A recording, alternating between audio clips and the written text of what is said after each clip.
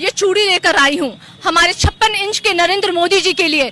योगी जी आप पढ़ें इसे, आप एक नामर्द की भूमिका अदा कर रहे हैं। थोड़ा सा भी नरेंद्र मोदी को अगर शर्म बची है तो आदित्यनाथ के को बर्खास्त करे। जो चिराग एक बित्ता का जो वो टीका लेकर घूमता है और कहता है कि हम दलित हैं और हमको दलित राजनीति करती है, वो हमें लगता है सत्ता के लिए अगर उनकी अपनी बेटी भी रहे तब भी वो निछावर करेंगे, क्योंकि उनको सत्ता की भूख है, बाकी किसी चीज की भूख नहीं है। मैं राष्ट्रपति जी को भी बोलना चाहूंगी। उत्तर प्रदेश के हाथरस और बलरामपुर में हुई जघन्य अपराध को लेकर पटना में जबरदस्त आक्रोश है। पीछे देख सकते हैं कैंडल मार्च निकाली गई है और यहाँ पर जो दो युवती, एक बलरामपुर और एक हाथरस में जिस तरह से जघन्य अपराध किया गया, दलित बच्चियों के साथ बलात्कार किया गया, हत्या कर दी गई, शरीर को तोड़ दिया गया। आदित्य योगी शर्म करो, शर्म करो, शर्म करो। आदित्य योगी इस्तीफा दो, इस्तीफा दो, इस्तीफा दो। सरकार इस्तीफा दो, इस्तीफा दो। ये सरकार निकम्मी है, सरकार बदल दो, उत्तर प्रदेश ही नहीं, जब से ये नरेंद्र मोदी देश की गद्दी पर बैठा है, इस देश की महिला सुरक्षित नहीं है। खास करके यूपी और बिहार में महिलाओं को आए दिन बलात्कार, हत्या और गैंगरेप हो रहा है। छोटी छोटी बच्चियों के साथ बलात्कार और गैंगरेप हो रहा है। और नरेंद्र मोदी जो नारा दिया था बेटी बचाओ और बेटी पढ़ाओ, इस निकम्मी सरकार को चूड़ी पहन करके गद्दी छोड़ना चाहिए। इनको क्या पता बेटी किसको कहते हैं। ये जो आदित्यनाथ योगी है, मनीषा वाल्मीकि के साथ जो जयदाती हुई, उसके साथ जो बलात्कार हुआ, उसका जो जीभ काट लिया गया, उसका जो हाथ पैर तोड़ दिया गया, कमर तोड़ दिया गया, उचित उसका इलाज नहीं हुआ। और जब उसका माँ बाप पुलिस के पास उसका लाश मांगने के लिए गया तो उसका लाश नहीं मिला। और वहाँ इतना मनबरू और मनचलू आदित्यनाथ योगी की सरकार है कि उसका लाश नहीं दिया और पुलिस ने उसका जो है लाश को किरासन तेल छिड़क करके, पेट्रोल छिड़क करके जलाने का काम किया। इससे साबित होता है कि इस देश में जो नरेंद्र मोदी है और उसका जो जहां उसकी सरकार है बीजेपी की सरकार या बिहार में बीजेपी गठबंधन की सरकार, वहां पे महिला सुरक्षित नहीं है।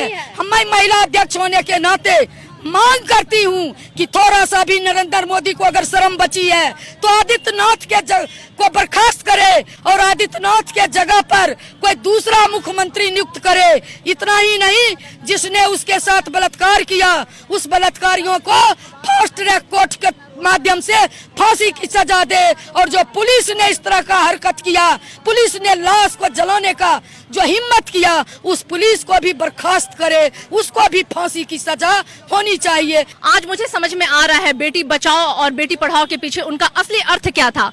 वो बेटी बचाओ का नारा इसलिए था कि आप सब अपनी बेटियों को बचा लीजिए, हमारे राक्षस आज सड़क पे उतर गए हैं उनकी बेटियों को नोचने के लिए।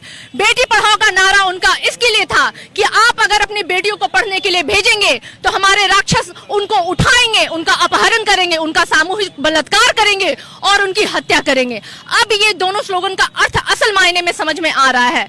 मैं ये चूड़ी लेकर आई हूँ हमारे 56 इंच के नरेंद्र मोदी जी के लिए। ये नरेंद्र मोदी जी आपके लिए है, जो आपकी स्थिति आपके राज्य में, आपके शासित राज्यों में हो रहा है। ये चूड़ी आप जरूर पहने। ये चूड़ी मैं अयोग्य योगी जी के लिए लेके आई हूँ। योगी जी आप पढ़ें इसे, आप एक नामर्द की भूमिका अदा कर रहे हैं। और खास करके मैं 2 चूड़ी और लाई हूँ स्मृति ईरानी जी के लिए। जब एक टाइम में वो सड़कों पे महिलाओं के दर्द और बलात्कारियों के लिए सड़क पे उतरती थी और आंदोलन करती थी, आज पता नहीं वो सत्ता के लोभ में किन नामर्दों के साथ बैठी हुई हैं।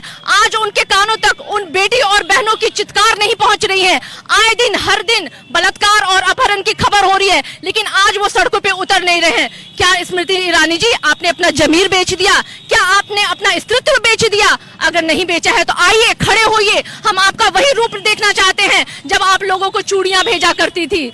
बहुत दुख की बात है स्मृति ईरानी जी, बहुत दुख की बात है अयोग्य योगी जी, बहुत दुख की बात है नरेंद्र मोदी जी।